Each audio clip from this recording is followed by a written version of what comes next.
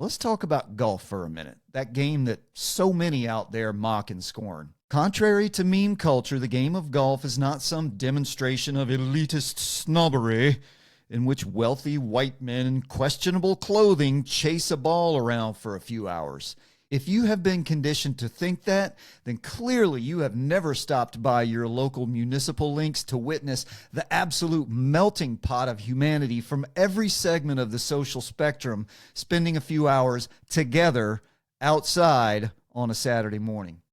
To say the game of golf is holistically elitist because of the private exclusive club factor is to say that the game of baseball or soccer is elitist because the tiniest sliver imaginable of the global population signs $100 million contracts and takes charter jets and limos to their games. To deride the game is to assign judgment to something you don't genuinely understand. As for me, no, I'm not wealthy and never have been. I dress myself appropriately in public, and like 99.999% of everyone who's ever swung a stick, I've never been a member of a private club. But I love this game of tenebrous origin, born in 100 places, refined and organized by the Scots, and given to the people of the world to enjoy and be vexed by for something like 700 years.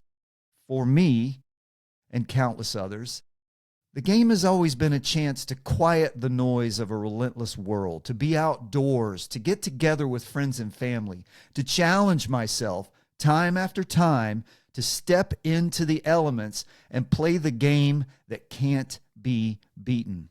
If properly engaged, the game will teach you strategy, patience, balance, humility, grace, and humor. Maybe you look around and see a culture that could use a hell of a lot more of those qualities. Furthermore, if you play the game properly, you'll forsake the golf cart, walk the 4 or 5 mile loop with that 20-pound golf bag that you'll lift 70 or 80 or 100 times on and off your shoulder. Golf has also provided an extraordinarily gratifying and fulfilling workplace for me since my teen years. In that time, I met a number of folks who helped shape my life for the better. From the maintenance shed to the pro shop to food and bev to the range and cart barn, I've done it all. But none of those were as broadly rewarding as my 20 years in the caddy shack.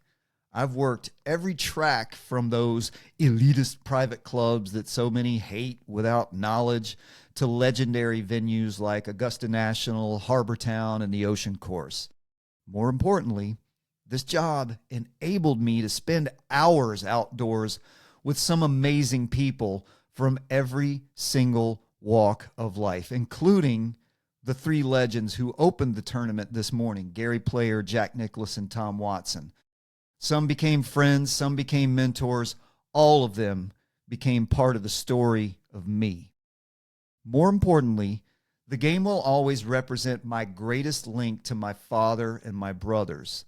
Among our many interests and along our diverging paths, it's the one joy we all shared as a common bond.